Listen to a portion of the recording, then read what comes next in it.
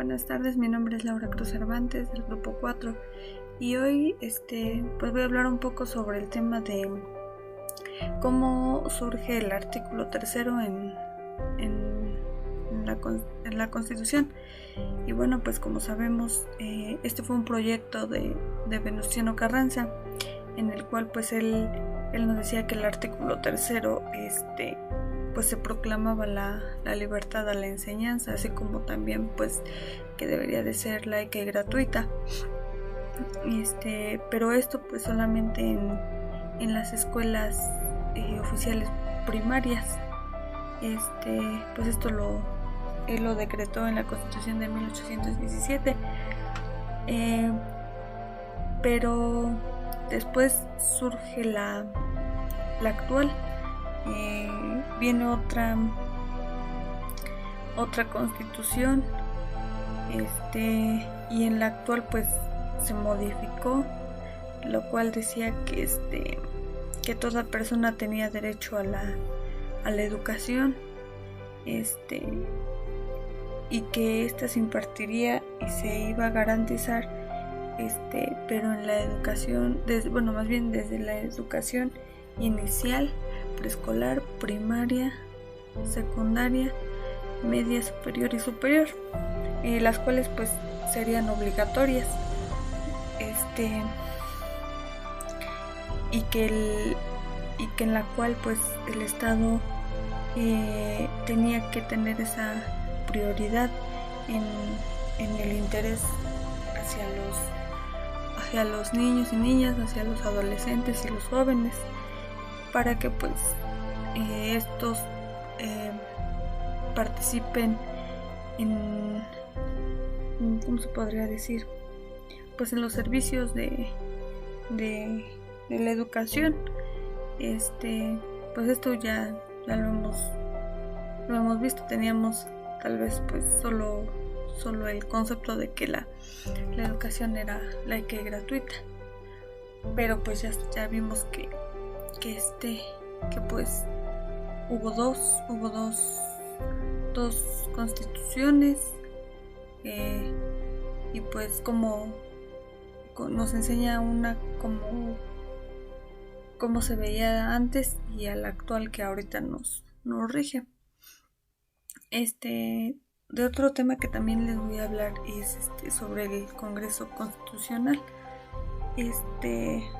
del Congreso Constituyente, el cual pues nos dice que fue el que Carranza impulsó. Él impulsó la idea de que se convocara a dicho Congreso. Esto pues para modificar también algunas ¿cómo se dice? Algunas pues sí, van a hacer unas modificaciones en la Carta Magna. En el año de la Carta Magna de 1857, y pues en estas sesiones pues hubieron diversas opiniones, en donde los diputados pues ellos eran los que tenían eso, o que daban esas diversas opiniones. De esto pues surgen dos grupos: los izquierdas exaltados y los derechas moderados. Nos dice también que a pesar de eso pues se había proclamado la nueva Constitución, y que esta pues no se había restablecido en todos los países, porque pues algunos continuaban con el movimiento o con los movimientos armados. Como hemos visto, pues la nueva Constitución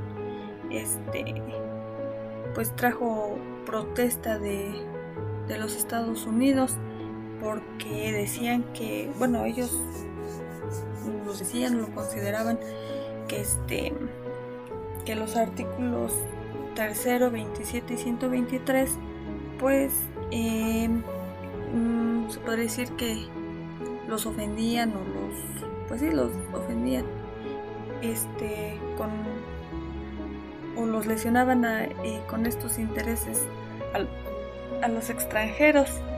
Y pues también nos dice que este conflicto pues tendría seguimiento, pues se iba a seguir para los próximos gobiernos que siguieran detrás de Venustiano Carranza.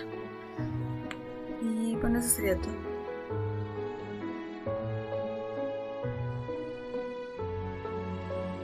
Pues eran muy pésimas y durante aquella época la mayoría de los mexicanos vivían en condiciones precarias, eran muy pobres, a los obreros les pagaban, si hacían más de 8 horas pues se pagaba el mismo sueldo y pues el sueldo era el más mínimo, o sea, era como una explotación que los mexicanos tenían que pues de todas maneras tenían que como que acoplarse porque pues era la única manera de salir adelante. Pues en ese tiempo no solo se trabajaba la ganadería, la agricultura y pues eran muy exportados porque en ese tiempo ya no había ningún derecho que los avalara. Y pues ellos sí sufrían mucho pero pues creo que de pronto fueron cambiando las cosas, pues los anhelos de ahí surgieron los anhelos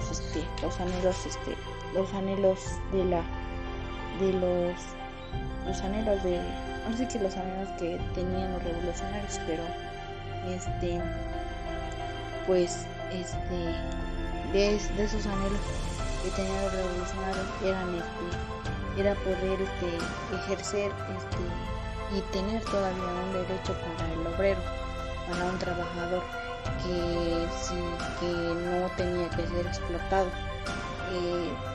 Ahí no podían tener una libertad de expresión, no se podían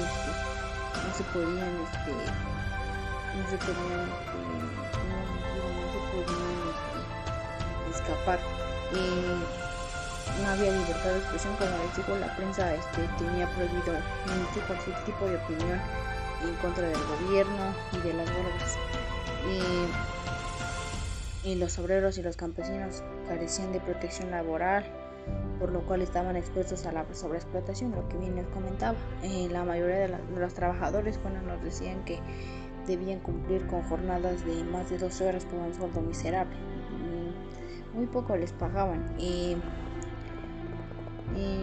la represión y el uso de la fuerza, en serio que las condiciones laborales eran pésimas. Y sin embargo, cuando los trabajadores y campesinos trataban de manifestar su inconformidad, fueron reprimidos brutalmente. Igual estaban en los despojos de las tierras de los campesinos. Porfirio Díaz hizo una serie de reformas a la legislación que facilitaba la entrada de compañías extranjeras para que se adueñaran de los terrenos que los mismos campesinos tenían y los cuales pertenecían a los indígenas, y pues como era gente pobre que no tenía dinero para trabajar sus tierras, eran despojados de ellas sin ningún derecho y no tenían dinero como para sembrar, como para cultivar, y no había ese recurso porque como bien lo dije, había sobreexplotación de trabajo, les pagaban por una mínima, trabajaban horas extras, pero pues de nada servía trabajar las horas extras. ¿Por qué? Porque no les pagaban lo que bien querían que les pagara, porque pues en ese tiempo no había ningún derecho, no había ningún algo que los protegiera, que les dijera a ellos pues no deben de ser así, a los mismos que eran los medios no no tenían excusa de no hacerlo, sino que pues ellos lo hacían porque pues no había ninguna ley, ningún artículo que dijera pues no hay no tienen que ser explotados los trabajadores. El gobierno de Carranza. Bueno, como punto importante, la Constitución se promulgó el 5 de febrero de 1917. En ese mismo año, Carranza fue elegido presidente constitucional. En el gobierno de Carranza, principalmente, él tuvo que enfrentar principales problemas, tanto a nivel interno como a nivel externo. Bueno, principalmente a nivel externo, algunos de los problemas que tuvo que enfrentar o desarrollar fue con las presiones tanto de las compañías petroleras como del gobierno estadounidense, causado por el artículo 27 de la 27 constitucional. Tanto unos problemas a nivel interno fue con las contradicciones con el grupo militar que fue encabezado por Álvaro Obregón. También nos decía que con estos problemas estuvo la lucha contra los zapatistas, las presiones de los campesinos con la tierra y las luchas obreras. Carranza principalmente, él nunca aceptó las reformas sociales que estaban incluidas en la Constitución. Uno de los puntos que me llamó más la atención fue que por este motivo del problema trató de gobernar convirtiéndolas en letra muerta. Otro de los puntos importantes o lo que sucedió en el gobierno de Carranza fue que él trató de imponer su autoridad sobre las empresas petroleras, exigió la previa autorización del gobierno a las perforaciones en campos que aún no estaban explotados, sino que pretendía enviar, podría decirse que fuerzas militares también contra las empresas en rebeldía. Otro de los puntos, generalmente, otro punto que me pareció también importante fue cuando él estaba muy adentro de las tierras. Él no repartió las tierras, sino que también restituyó a los hacendados en sus tierras, a todas aquellas que les habían sido expropiadas, nacionalizadas o intervenidas en el proceso revolucionario.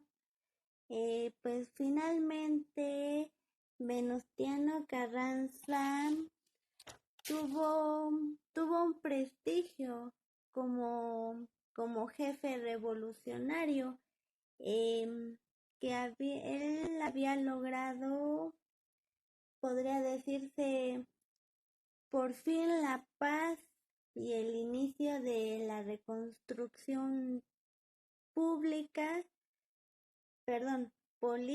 de la nación. Y generalmente finalmente él fue asesinado en una ranchería poblana. Esos serían algunos de los aspectos a nombrar sobre el gobierno de Carranza. En el Teatro Iturbide se lleva a cabo una asamblea. En ella pues se darán a conocer los los criterios o establecimientos que deberían ser cambiados en la Constitución. Esto en el artículo 3, basándose en lo que es la Constitución de 1857 para renovarlo a la de 1917. En esta Constitución pues establece que debe ser obligatoria, gratuita y laica como su primer principio filosófico. En este principio filosófico, que es el laicismo, pues se establece que la misión del poder público es brindar una mayor libertad compatible con el derecho a través del método deductivo. Por medio de este principio se establece que dichas corporaciones religiosas ya no pueden establecer e impartir enseñanza pública y gratuita en escuelas de instrucción primaria. Tampoco pueden estar bajo la vigilancia de otras escuelas, y la educación debe estar a cargo del Estado. Los argumentos en los que se basaron para que la educación fuera laica y pues no fuera impartida ni estuviera a cargo de la Iglesia es que mencionaban que la educación religiosa va en contra del desarrollo psicológico natural del niño, al igual que afecta el desarrollo de la sociedad al crearles un dogma religioso. Se menciona igual que en la historia patria el clero fue uno de los enemigos más crueles de la libertad al conservar y permitir el oscurantismo y condenando a aquellos que no se sometieran a una educación episcopal. Se menciona igual que la educación laica pues debe ser ajena a toda enseñanza religiosa y que debe ser impartida por un maestro, el cual brindará educación racional y científica, alejando al niño, en este caso al alumno, de todo fanatismo, supersticiones y formando a hombres intelectuales y sensatos. Dice que el maestro laico no puede imbuir creencia del educando, pero tampoco puede destruir pues que las traiga del hogar. O sea que la religión se debe respetar, pero no se debe enseñar o debe separarse de la educación que imparta o que brinde el Estado.